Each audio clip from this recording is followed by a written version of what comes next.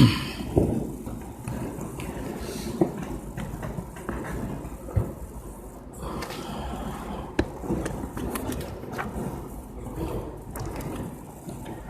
بالله من الشيطان الرجيم. بسم الله الرحمن الرحيم.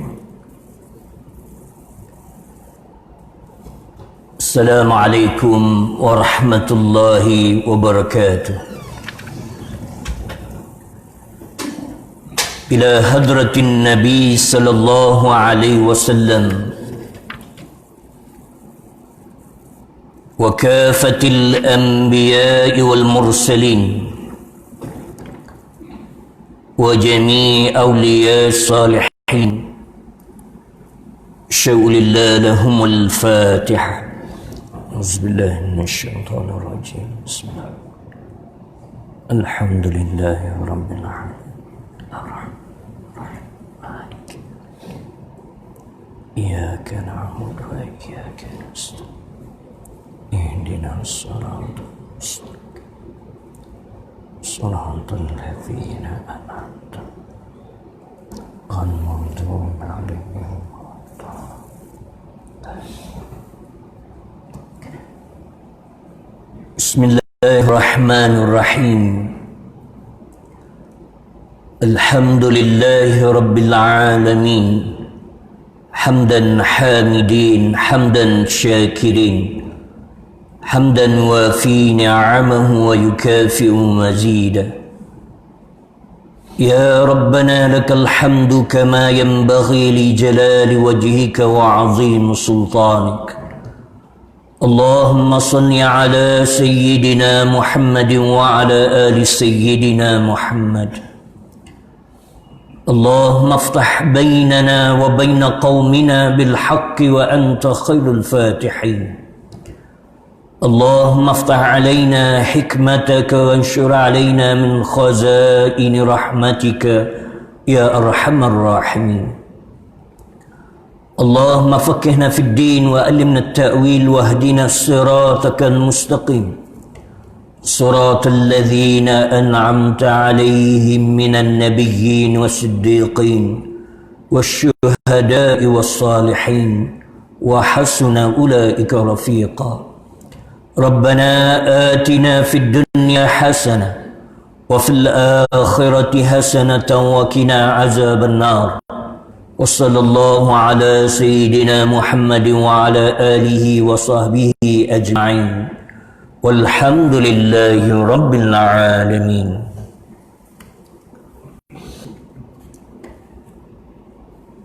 بسم الله الرحمن الرحيم. في كتاب الله وخير الhadi hadi Muhammadin sallallahu alaihi wa sallam. Kata yang selalu kita ungkapkan, la haula wala quwata illa billah. Tidak ada daya dan upaya melainkan semuanya dengan keizinan dan kudrat yang Allah berikan.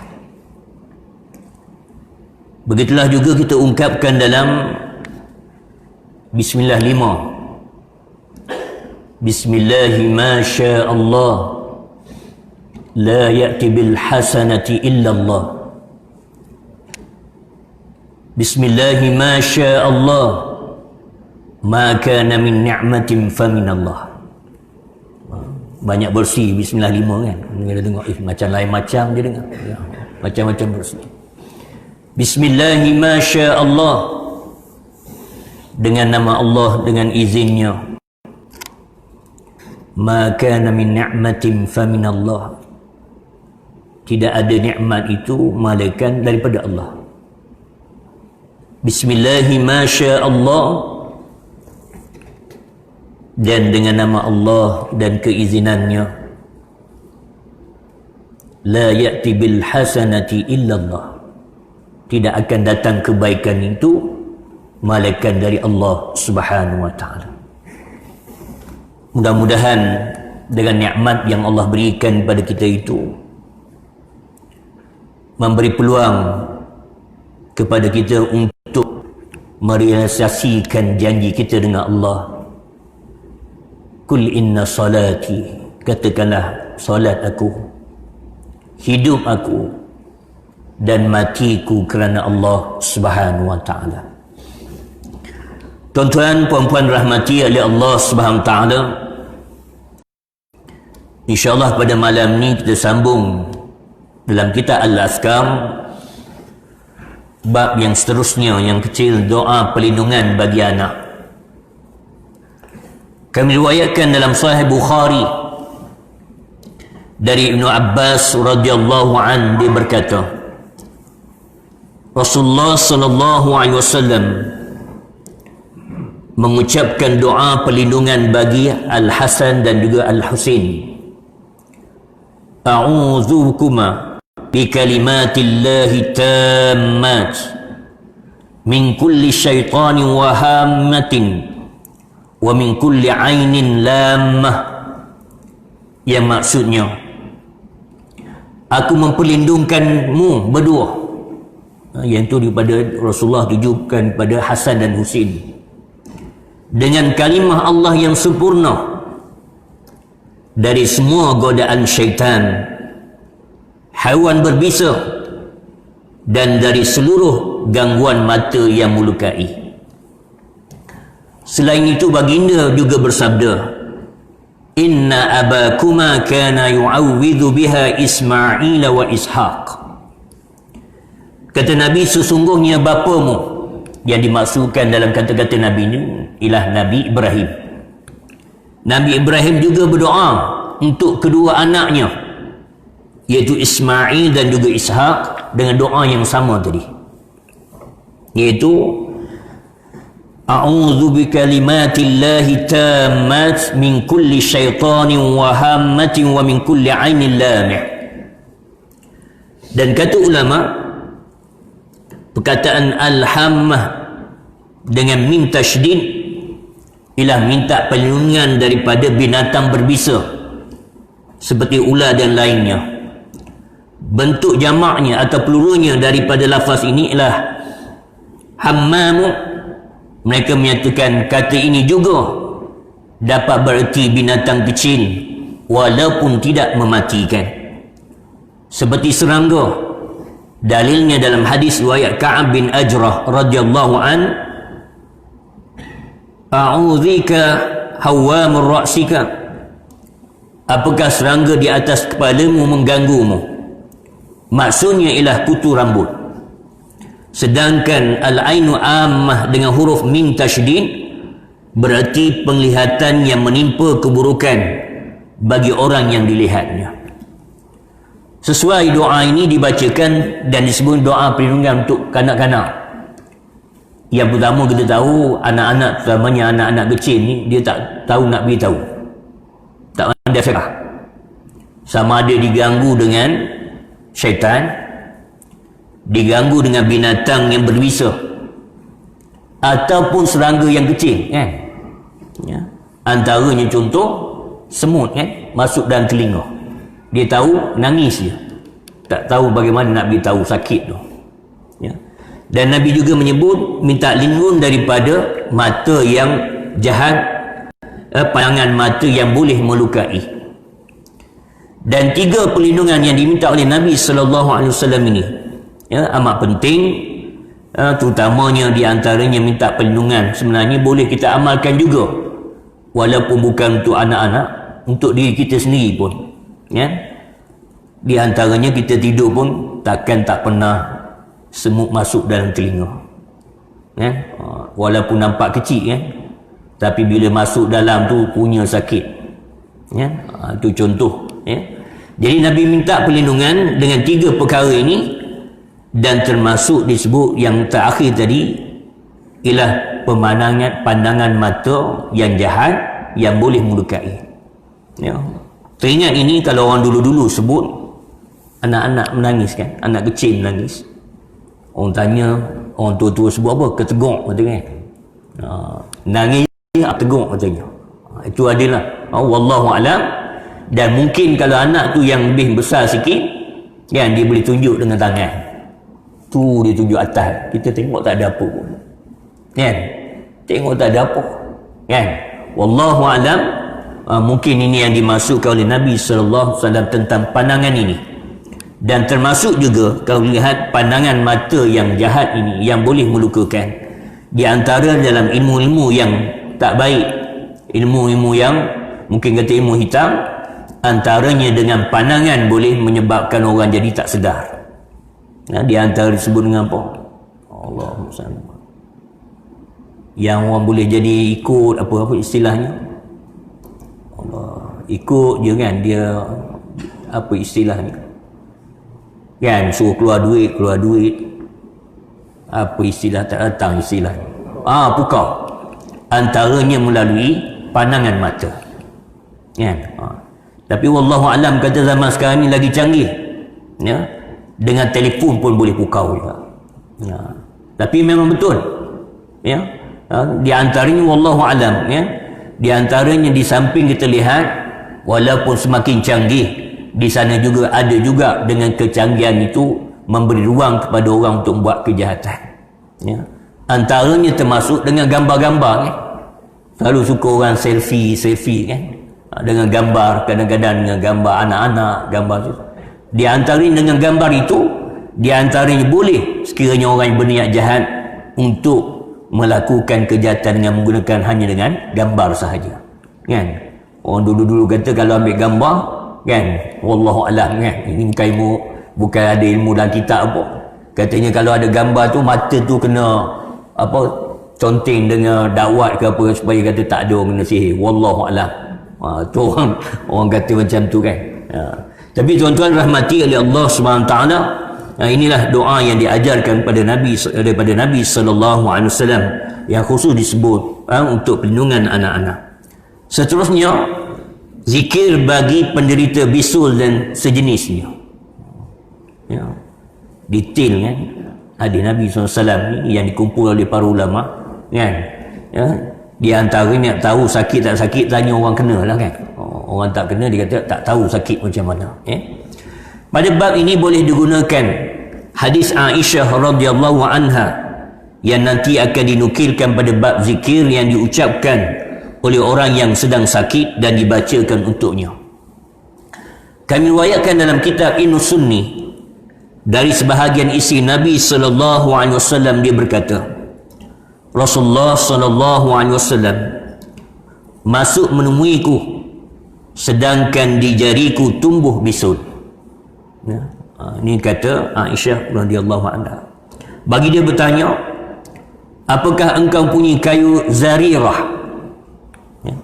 Kemudian baginda meletakkan kayu tersebut pada bisul tersebut dan mengucapkan ucapan, Allahumma musaghiral kabir wal mukabbiras saghir saghir ma bi.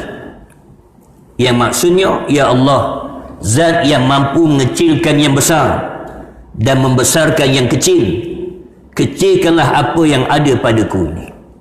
Ya. Jadi disebut dalam hadis ini kayu zarirah. Dalam bahasa Arab disebut qasbu zarirah. Ya, qasbu ni bukan kayu, tapi dalam bahasa Melayu kita ni nak sebut apa je zarirah ni. Ada satu macam jenis benda, nak kata panjang tak panjang sangat, lebih kurang macam ni, dikeringkan. Ya, dan nak kata dia jenis tumbuhan, jenis rumput, tapi rumput yang tinggi, lebih tinggi daripada lalang, dan buah dia itu disebut qasbuz zarirah. Ya, dalam saya rujuk pada Wikipedia, dia istilah perubatannya Acorus, Acorus. Tuan-tuan boleh rujuklah. Ya, di mana Nabi ambil qasbuz zarirah ini, Nabi letakkan kepada bisul tersebut. Lalu Nabi membacakan doa ini, Allahumma musaghiral kabir, wahai zat yang boleh mengecilkan yang besar, wal mukabbir saghir, dan membesarkan yang kecil, saghir ma bi, kecillah apa yang ada pada aku. Itu yang Nabi bacakan. Dan kebetulan saya pernah dengar doa ni sebelum buka kitab ni, pernah dengar amalan. Kebetulan mak ni ada apa, orang kita sebut apa, risa ke apa, iaitu apa ni, daging yang tumbuh benjol macam tu, dia keras, dia tak sakit kan, tapi dia keras. ada di tangan, ada di kaki, mana-mana bahagian. Maka dia kata tiap kali lepas sembahyang, saya dah dengar doa itu dulu sebelum dalam kitab dibacakan. Dia kata setiap kali lepas sembahyang membacakan doa ini, Allahumma musaghirul kabir wal mukabbir saghir. Wahai Tuhan yang boleh mengkecilkan apa yang besar, membesarkan yang kecil. Diulang-ulang dan alhamdulillah hilang. Dengan izin Allah Subhanahu Wa Taala. Ya. Wallahu a'lam, ini sebut jenis bisul ke kukuk jenis jerawat, wallahu a'lam. Ya, kuk boleh hilang dengan izin Allah Subhanahu Wa Taala. Termasuk bengkak-bengkak ni. Macam Tok Bomo pula sini. Ya. Tapi ini yang disebut perkongsian yang di antara disebut dalam hadis dalam Imam Nawawi ini menyatakan di antara bab yang boleh mengecilkan yang besar, ya, membesarkan yang kecil, dan dimasukkan di sini ialah untuk jenis bengkak-bengkak dan disebut dalam diterjemahkan di sini dengan bisul. Dan dengan izin Allah disebut bisul itu sembuh, dan disebut zarirah bermakna pecahan. Dikatakan zarirah tadi yang dikatakan datangnya daripada negeri India. Asal ni daripada negeri India. Tuan-tuan boleh rujuk. Dia bila tengok Wikipedia ni, dia ada Okoros Amerika pun ada macam-macam jenis lah, tapi dia hampir sama bentuknya. Ni tuan-tuan boleh rujuk. Seterusnya doa sakit dan kematian, serta disunatkan banyak mengingati mati. Kami riwayatkan dengan sanad-sanad sahih di dalam kitab At-Tirmizi, kitab Nasa'i, kitab Ibnu Majah dan lainnya, daripada Abu Hurairah radhiyallahu anhu dari Rasulullah sallallahu alaihi wasallam bahawa baginda bersabda, "Aktsiru dzikra hazimil ladzat, yakni al-maut." Perbanyakkanlah mengingati pemotong segala kelazatan, iaitu kematian. Dan disebut antara perkara yang sunnah ialah kita mengingati mati. Tetapi berbeza, bukan minta mati. Suruh ingat kepada kematian, maksudnya persediaan untuk mati, bukan bersedia untuk cepat mati. Ada beza. Ingat mati dengan minta untuk mati. Dalam kitab Riyadhus Shalihin dihuraikan di antara bab dilarang untuk kita minta mati. Larang minta kita untuk cepat mati. Lebih-lebih lagi di antaranya kan bila ditimpa musibah. Kalau terkeluar daripada mulut kita, biarlah aku mati cepat. Tak sanggup lagi nak tengok, tak sanggup nak hadapi, biarlah aku mati. Maka para ulama menyatakan haram minta mati macam tu. Kecuali 3 keadaan dia yang dibolehkan kita minta mati. Yang pertama, minta mati untuk mati syahid. Ya. Itu yang pertama.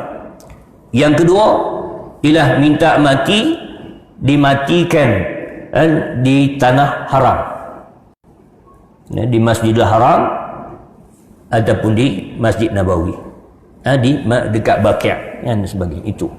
Yang ketiga lupa. 3 keadaan minta mati syahid. Yang kedua, ketika meminta meninggal di tanah haram, Mekah ataupun Madinah. Yang 3 ni kena rujuk balik, tak datang, ya. Tanda-tanda faktor penuaan tu kan. Ya. Jadi tuan-tuan rahmati oleh Allah Ta'ala, kita nyatakan tadi, Nabi kata perbanyakkanlah kamu zikra, mengingati hazimil ladzat, yang memutuskan kelazatan, iaitu kematian. Maka teringat dengan kisah ini, ya, bukan dalam kitab tapi kisah benar.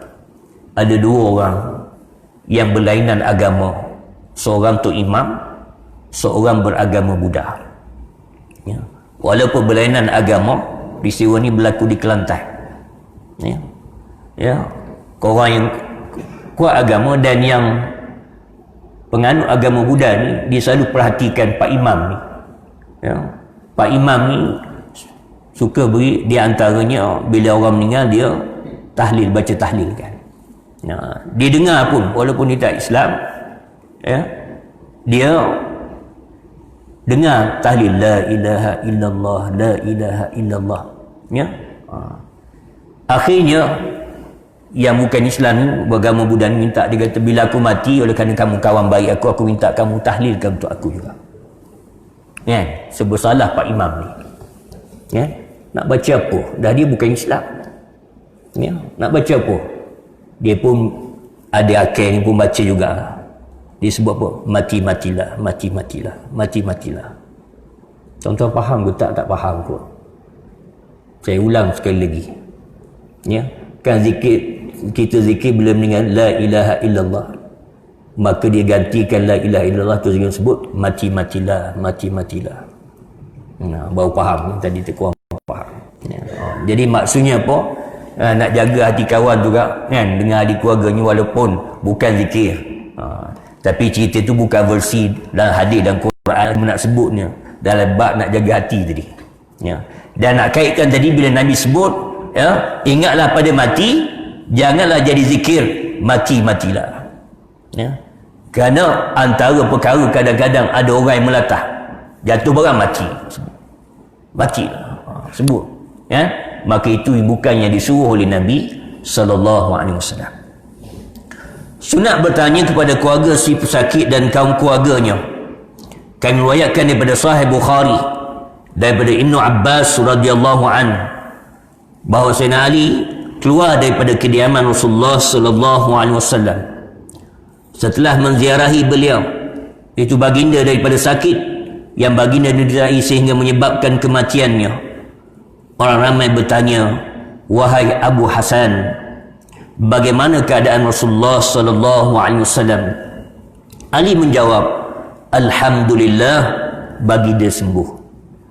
Sedangkan pada waktu itu bila Sayyidina Ali menziarahi Rasulullah, mengetahui Rasulullah dalam keadaan sakit tenah. Tetapi apa jawapan daripada Sayyidina Ali? Sayyidina Ali kata, alhamdulillah, baginda sembuh. Nak beritahu pada kita apa? Di antaranya, selain di antara sebut sunnah, bertanya khabar kepada orang yang sakit, kepada ahli keluarga sakit, macam mana sakit hari itu, ahli keluarga sakit dah sihat ke, kan? Maka itu disebut sunnahnya. Termasuk juga apabila menziarahi orang sakit, ialah kita mendoakan kebaikan kepada orang yang sakit. Walaupun kita tahu bahawa orang yang sakit itu sakitnya makin kritikal, makin teruk sakitnya, tapi sebut dengan doa yang baik-baik. Alhamdulillah, insyaAllah sembuh. Tapi dalam hati, ya Allah, tak tahulah, tengok keadaannya mungkin tak lama, kan? Jangan jadi yang betul luruh sungguh, kan? Pergi tengok, saya tengok kalau beginilah tak sampai 3 hari, kan? Orang yang sakit tu alhamdulillah bertambah lagi lah, ya. Kenapa kita tahu bahawa banyak kita baca dalam hadis Nabi sallallahu alaihi wasallam yang berkaitan dengan motivasi pada orang sakit ini, antaranya termasuk dengan doa-doa yang baik, dengan perkataan-perkataan yang baik yang boleh memberikan di antaranya sembuhan pada jiwanya dan insya-Allah memberi sembuhan kepada penyakitnya. Dan kalau ikut kajiannya, ya, penyakit ini datang daripada emosi yang tak stabil. Wallahu a'lam sebut.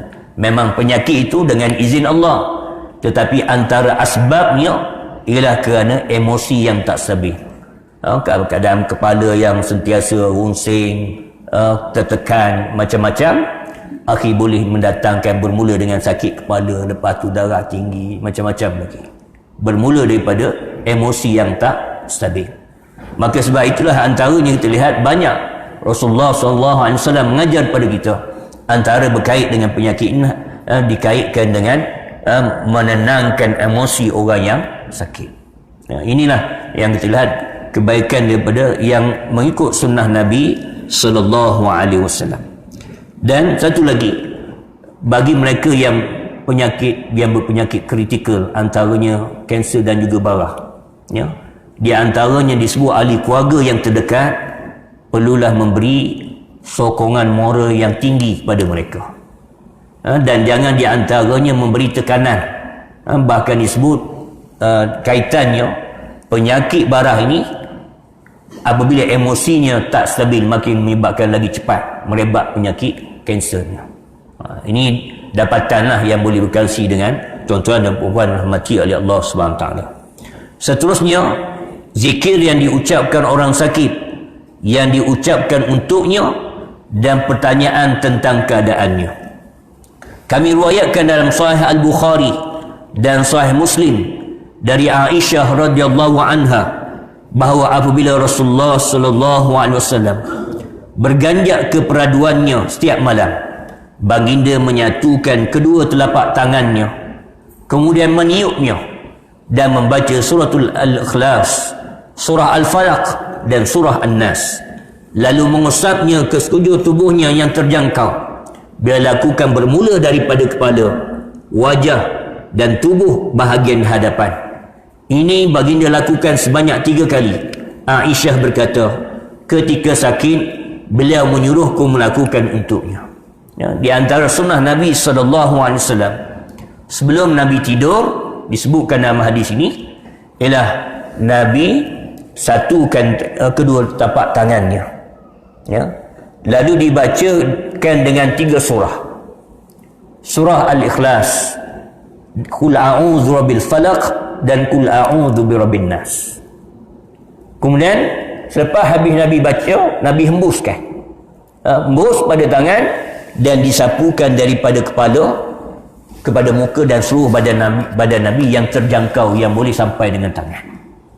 Itu yang dilakukan oleh Rasulullah, dan kata Aisyah diulang sebanyak 3 kali. Rasulullah buat macam tu 3 kali. Kan? Wallahu alam kita sampai 3 kali ke tak, wallahu alam. Kan?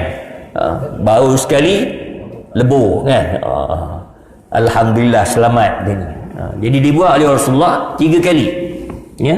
Dan kata Aisyah, itulah yang dilakukan oleh Rasulullah sehinggalah dalam keadaan Rasulullah terlalu uzur, maka waktu itu kata Aisyah, ketika Rasulullah sakit, baginda yang menyuruh Aisyah untuk melakukan untuk beliau. Mana Aisyah yang tolong bacakan 3 kul itu, dihembuskan dan disapukan seluruh badan baginda Rasulullah sallallahu alaihi wasallam. Nah, ini isteri Nabi pastinya isteri solehah, dan insya-Allah itu juga untuk isteri-isteri kita kan. Isteri kita kan, isteri-isteri kita kan. Ya, jadi ajarkan kepada mereka di antara inilah ya amalannya. Mudah-mudahan sama-sama kita buat. Salah seorang daripada kita sakit kan, sama ada isteri ataupun kita sakit, maka itulah di antara amalannya. Ya, mungkin nak baca yang banyak-banyak tu dalam keadaan mungkin suasana yang tak berapa kondusif kan. Mungkin dalam keadaan itu, itulah yang paling mudah untuk diamalkan. Pada riwayat yang lain dalam kitab As-Sahih disebutkan bahawa Nabi SAW meniupkan untuk dirinya ketika sakit yang menyebabkan kematiannya dengan muawwizat, iaitu dengan tadilah dengan muawwizatain, dengan Qul a'udzu birabbil falaq, Qul a'udzu birabbin nas. Aisyah berkata, ketika sakitnya semakin kuat, akulah yang meniupkannya dengan doa-doa tersebut, dan aku mengusap tangannya untuk keberkatan. Ambil selain pada disebut usap pada tubuh baginda, Aisyah sapu juga pada tangan dan ambil berkat daripada Rasulullah sallallahu alaihi wasallam. Dari riwayat yang lain disebutkan bahawa beliau ketika sakit membaca muawwizat untuk dirinya, kemudian meniupkannya. Az-Zuhri, salah satu perawi hadis ini, ditanya bagaimana meniupnya, dia menjawab, dia meniup kedua telapak tangannya dan mengusapkan kedua wajahnya. Kan dah baca 3 kul tadi kan diusapkan daripada kepala, muka sehinggalah ke bawahnya.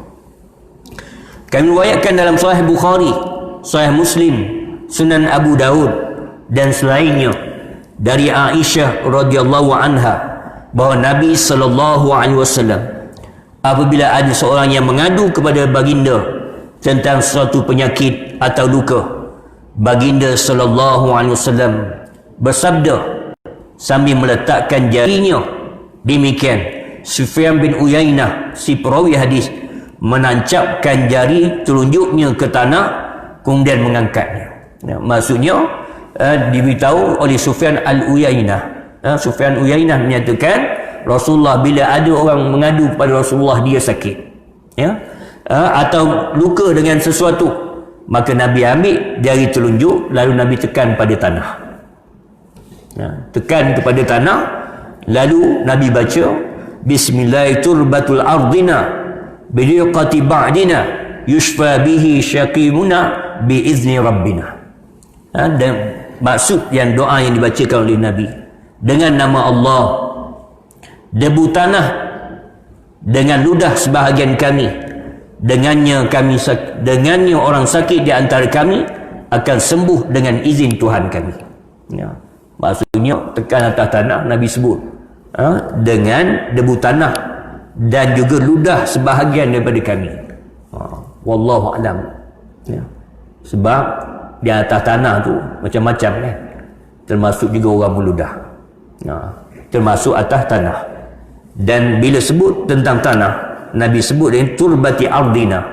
Kita mengetahui bahawa dalam tanah ni disebut banyak antibakteria, ya. Dan sebahagian juga di antaranya sebut Allahumma salli ala sayyidina Muhammad, sebagai sebut apa? Antibody. Sebahagian yang berpunca daripada tanah. Dan inilah kalau kita lihat kenapa hikmah, kenapa dalam Islamnya dengan tayamum dalam untuk menggantikan wuduk. Dan memang mengikut kajiannya bahawa dalam tanah itu sendiri mempunyai beribu-ribu jenis tanah. Kita ingat tanah sama je kan, warnanya berbeza. Tetapi ikut kajian ada beribu jenis tanah, ya? Dan dalam tanah tersebut mempunyai unsur yang berbeza, termasuk adanya antibody, satu antibakteria, kan? Dan juga di antaranya dalam untuk sistem pertahanan diri manusia. Ya, itu dalam kajiannya, ya. Jadi wallahu alam yang COVID ni ambil mana, wallahu alam, ya. Jadi ini yang disebut dalam hadis Nabi sallallahu alaihi wasallam, turbatu ardina wariqatu ba'dina, debu tanah dan ludah sebahagian daripada kami. Wallahu alam, mungkin berkat daripada ludah daripada para sahabat, keberkatan mereka itu, kan? Ada pun ludah kita, wallahu alam, kan? Itu wallahu alam, ya. Jadi disebut ni di kalangan sahabat disebut mengamalkan demikian, ya.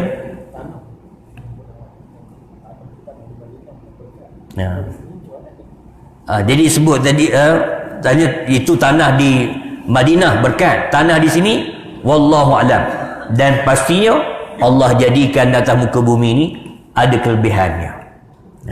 Dan bila saya sebut tadi ada ribu, tak silap saya 200,000 lebih jenis tanah tu. Dan dikatakan setiap kandungan tanah itu mempunyai unsur yang berbeza, termasuk dari segi untuk perubatan dan sebagainya. Dan bila sebut tentang tanah ini, bila terbaca tentang tanah ini bukan perubatan tapi ada kaitan. Tanah di sayung,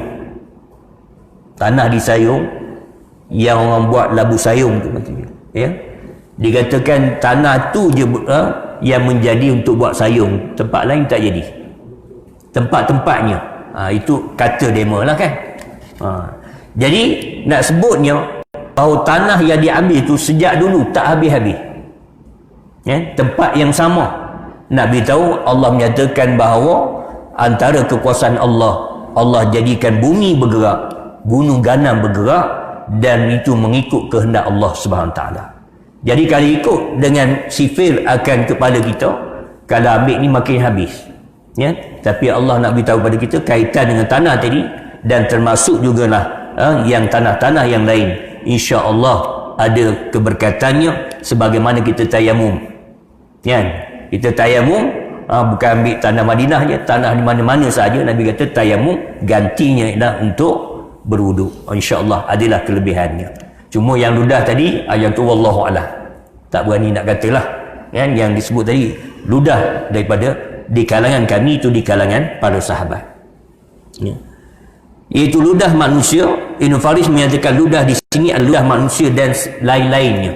Wallahu a'lam, binatang ke, wallahu a'lam. Cuma Nabi sebut secara umum di situ.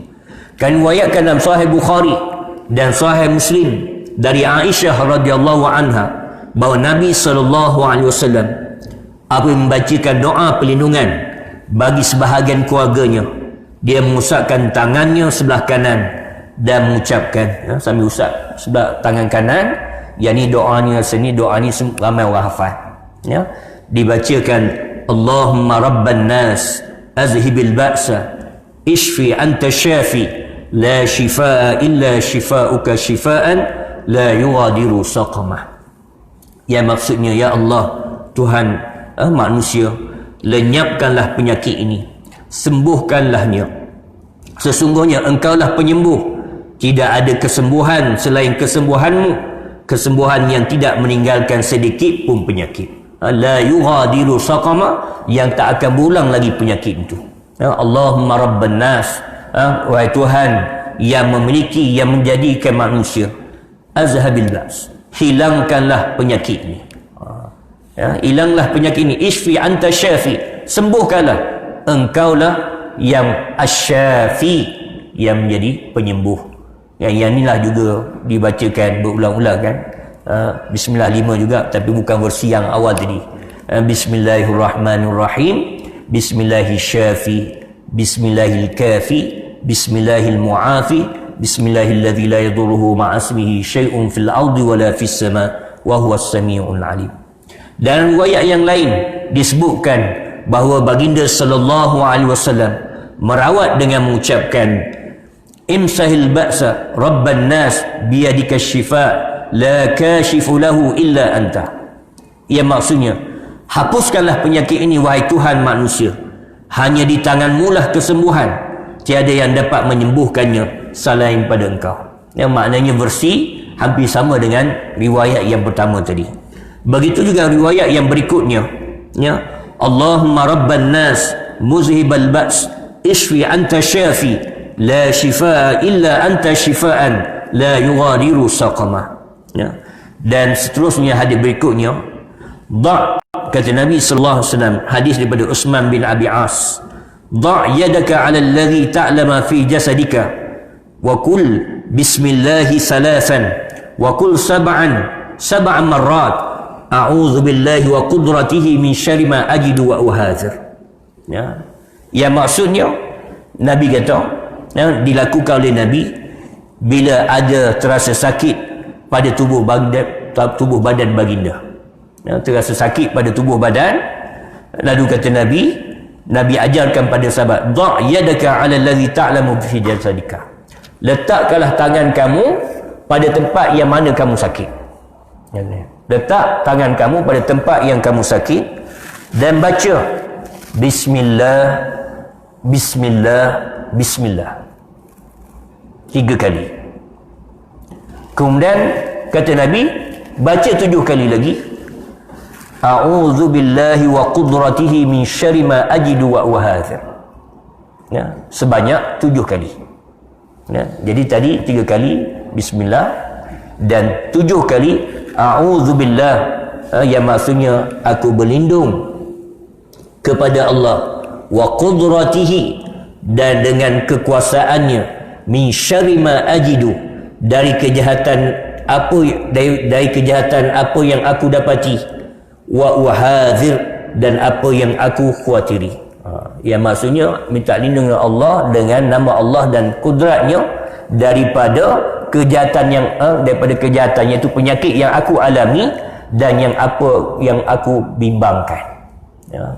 Bismillah, bismillah, bismillah, a'udzu billahi wa qudratihi min syarri ma ajidu wa uhadzir.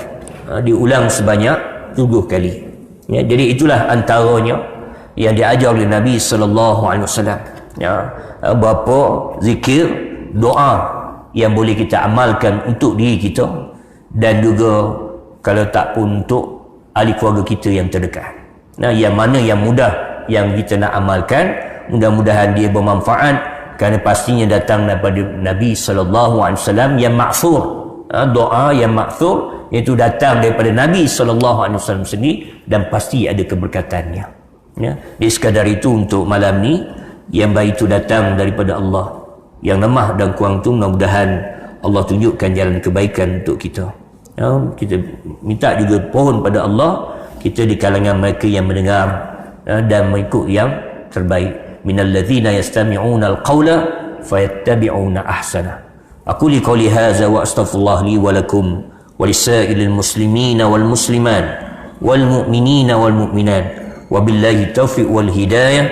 Wassalamu alaikum warahmatullahi wabarakatuh. InsyaAllah kita tutup dengan tasbih kafarah dan suratul As. Subhanakallahumma wa bihamdik, asyhadu an la ilaha illa anta, astaghfiruka wa atubu ilaik. Bismillahirrahmanirrahim. Wal 'asri innal insana lafi khusr illa alladhina amanu wa 'amilus salihat wa tawasaw bil haqqi wa tawasaw bis sabr. Bismillahirrahmanirrahim. Alhamdulillahi Rabbil Alamin, hamdan hamidin, hamdan syakirin, hamdan yuafi ni'amahu wa yukafi'u mazida. Ya Rabbana lakal hamdu kama yanbaghi li jalali wajhika wa azim sultanik. Allahumma salli ala sayyidina Muhammadin wa ala ali sayyidina Muhammad. ربنا ظلمنا أنفسنا وإن لم تغفر لنا وترحمنا لنكونن من الخاسرين. اللهم زدنا علما وارزقنا فهما. ربنا آتنا في الدنيا حسنة وفي الآخرة حسنة وقنا عذاب النار. وصلى الله على سيدنا محمد وعلى آله وصحبه أجمعين والحمد لله رب العالمين. تقبل الله منكم.